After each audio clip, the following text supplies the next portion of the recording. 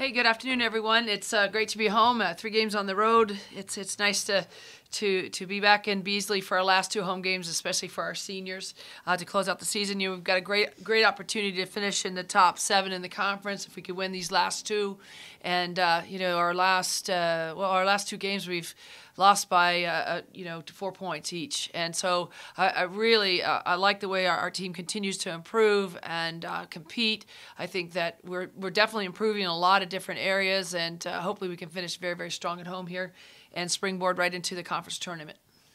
Coach, talk a little bit about the Washington game. Obviously, our defense has kind of settled in. We played well down at Arizona State. Now a defense kind of locked in and did a good job for the most part against the Huskies. How do you like the defense right now? Yeah, I thought that our energy level was pretty high defensively. I thought our communication on the floor, which is really critical, was very, very good. I thought that early in the game, we limited some touches inside, and I thought our team really played the game plan very, very well.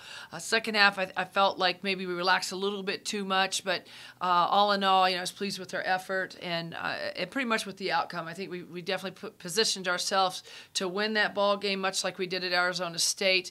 If we could have just hit a few more free throws or finished up with a little bit better field goal. But do you like where the defense is at this point of the season, a week to go, and then the week conference tournament? You like where the defense is at? Yeah, I think defense. Our defensive play has been our identity all year. I haven't looked at the stats yet today, but up to last week we were 4th in the conference in defense, and I think that we really make players. Other teams have to adjust to what we're doing, and that's what we want to be able to do is make them uncomfortable against our defense and maybe take the shots that aren't atypical for them or are typical for them and make it atypical is I think what I'm trying to say. But I think that our players have really counted on our defense and they enjoy playing it. We've been able to mix it up a lot, and we've had some really good outcomes because of it. Another week, another good game by Brandi Thomas. Yeah. Brandi has really come on strong in the conference play. 15 points, knocks down 3 threes. Brandi's really emerged.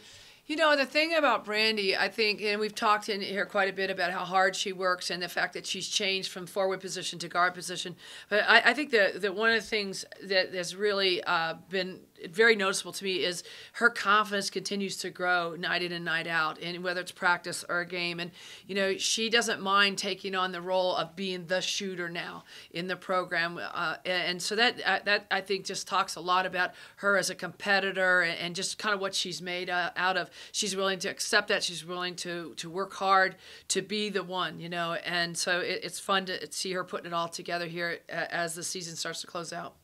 Now talk a little bit about Jazz Perkins. Jazz battled a thumb injury last game, which was limited her shooting, but Jazz 697 rebounds, closing in on 700 rebounds. Talk a little about her career. This will be senior night on Saturday afternoon. So talk about Jazz. Yeah, a lot of things with Jazz, that comes to mind. But the thing that Jazz has always been about is she's been our energy. I mean, she plays really hard, and she's very passionate about the game. She's passionate about her teammates and getting it done. And she's very, very quick. She's very explosive. She's not the biggest kid out there by any stretch, but rebounding wise, she's going to go and she's going to compete for every rebound. If she has to foul, she's going to foul to do it. And that kind of mentality has just been, she's flourished in that this year. We saw it late in the second half last year of her being a lot stronger rebounder for us, both offensively and defensively. And I think she's been very, very consistent with that throughout the year. The other thing is she's leading us in steals. She's leading the conference in steals. She's one of those people who loves to play defense. She loves to get in people's heads a little bit, but she runs through passing lanes so very well, and her rebounding has been substantial. And it's great to see her in the leader category in a bunch of those areas, especially on the defensive end. She's a player that certainly has improved a lot over her 4 years here at Washington State, and I think the numbers speak pretty strongly towards that. Talk a little about the matchups this week. We played well USC down in the final seconds down there, and then UCLA, we probably played well until the last 10, 15 minutes where UCLA had a good second half. Yeah. We match up pretty well with both these teams. Well, it's it's exciting, again, like I said, to be home. I think that, especially for our seniors, I'm so excited that for our 4 seniors that we're going to be able to play in front of a home crowd and be able to send them off the right way, the way they want to send it off is with 2 victories, no doubt. If practice is any indication this morning, our players were really getting after it, and they're really attentive to the game plan, and so that's exciting to see. But, yeah, both UCLA UCLA and USC are good matchups for us. I think that, we really respect them, and that both their perimeter and post game. Both teams are very, very athletic. So are we. We feel like we match up well, and we're looking forward to the contest Thursday night. All right. So what are you having the team do this week to prepare offensively and defensively in practice? Defensively, I think that there was a couple areas that we felt like we did a good job with in the pick and roll. For example, I thought that at times we did a good job in the post and our backside help and our rotations and in the help side altogether. But I think that these next two teams bring a whole different set of problems, if you will, for our defense. So we have to do a better job of rotating a lot quicker on the backside. I think that we have to make sure that we're talking a lot and communicating, because there's so much ball movement and people movement by both teams. So just a lot of communication, getting better at our help rotations, being a lot quicker. Obviously, rebounding is always going to be a key. So we want to make sure that we're being very physical with both front lines, because they're big and athletic, so that we can control the glass and get ourselves into the running game. Now, you mentioned that they have a set of problems that they're going to give the defense. Can you just name a few?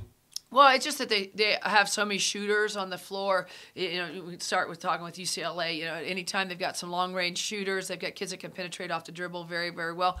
I think they share the basketball very well as a team. They go inside out. They're not afraid to test the waters both in the post and back on the perimeter. But one of the things that they're most comfortable is in their running game. They love to get out and transition and really bring all 5 players. They rotate a lot of players off the bench, but they really like to get the speed up of the game, and they like to feed off of their rebounding and defense, much like the way we do. So it's going to be a great test about who's going to get back and defend the transition game and try to eliminate the touches once you get into a half-court game. Excellent. And then what are you guys going to improve on in practice this week? Well, today we improved on our execution offensively. I thought our spacing was much, much better. I think sometimes our cuts tend to be lazy, and then we don't cut as strong to the basketball as we should, or into the gaps against the zone, some things like that. So we really worked on that. I think our timing is still something that in certain plays it's not quite there on our pin and seal and making the entries into the post. We worked on that quite a bit this morning. I think the other thing is continue to get second and third shots, making sure that we're giving ourselves more opportunities to score off of more and more possessions on the offensive boards. Mm-hmm. And do you feel that since it's going to be senior night, the last games for the seniors, that will play a major role in the intensity of the Washington State team? I think it will. I think that our seniors this community loves all of them, and they've supported them all 4 years, and I think really the crowd wants to send them off the right way, want to see them win, and have a lot of people here in the stands cheering them on. And on Saturday, they'll be able to hear them talk after the game to the crowd and just what their experience has meant here at Washington State. But I think that, senior night can be just an unbelievably fun experience for it, and I think that they're all looking forward to it. But first and foremost, they've got to take care of business on Thursday. Questions on the line for Coach? Yes, Laura Boykin from the Pac-12. Coach, going back to Jazmine Perkins really quick, can you think about when she really started turning the corner in her playing career, and when you really started to, see the improvement in her, and you just kind of got to, smiled and thought, wow, she's going to be amazing, in a year or two?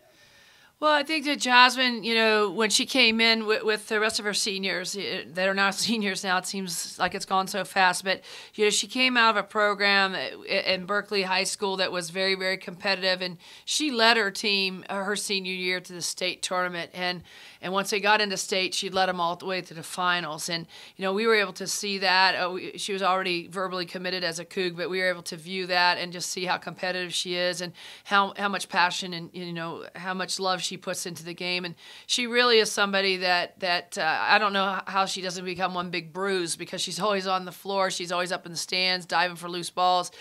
She's willing to leave it out on the court. And so I think that early on we knew that this was a very competitive young lady, very athletic.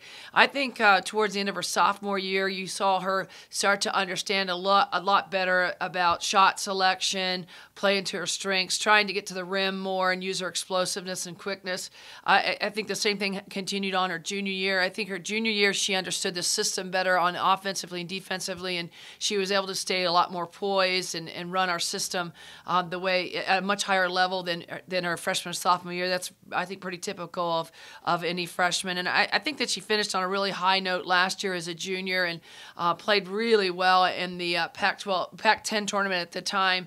And I think that really helped motivate her coming into the summer of her senior year. But Jazz has been a very tireless worker in this program, and she's put a lot of time in the weight room and obviously in her training and in the gym, and that really speaks well to the improvement that she's had. A lot of it was a huge dose of self-motivation on her part. Okay.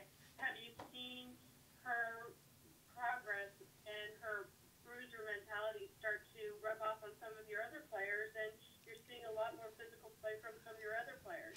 I think that one of the things that our players just really love and adore about Jazz is the fact that, she will leave it, she'll lay it on the line out there in a game, and she'll leave it all out on the court. And I do think it's been infectious for other players.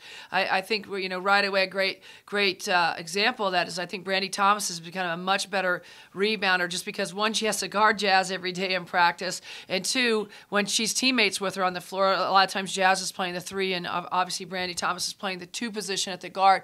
They're out there together, and when you see Jazz maybe get even 3, 4, sometimes 5 or 6 offensive boards in a row, it's fun not to get caught up in that and join her in kind of that flurry on the rebounding. But certainly it's a very good contagious thing with her energy and especially her defensive intensity and her steals, and obviously getting us in a running game and getting us those second and third shots.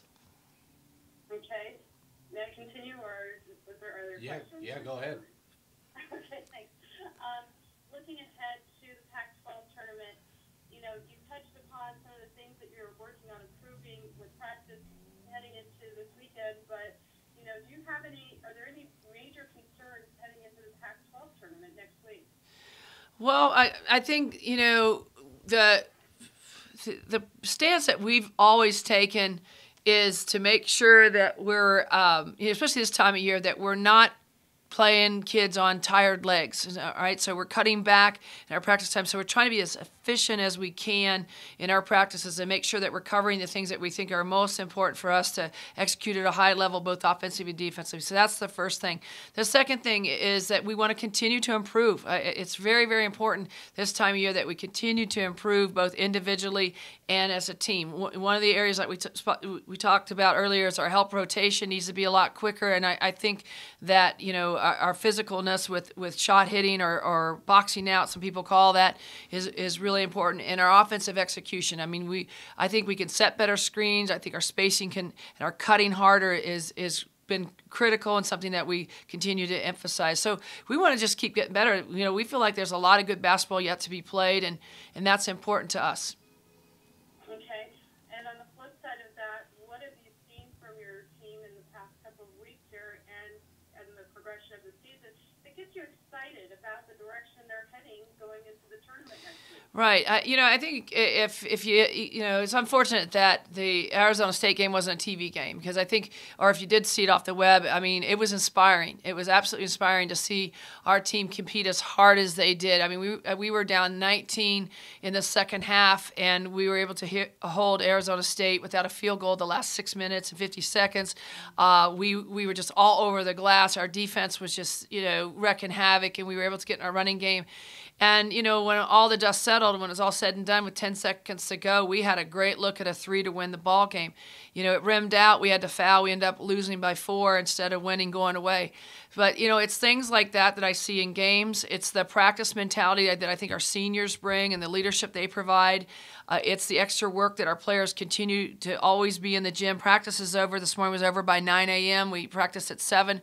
By 10:30, we have kids back in the gym wanting to work on their skill work and continue to get better. So this team is hungry. They're very self-motivated. They're kids of great character. By no means have they put their head down in any stretch of this season. They continue to play hard in it. And I think that if they continue to do that, they'll definitely be rewarded with some wins.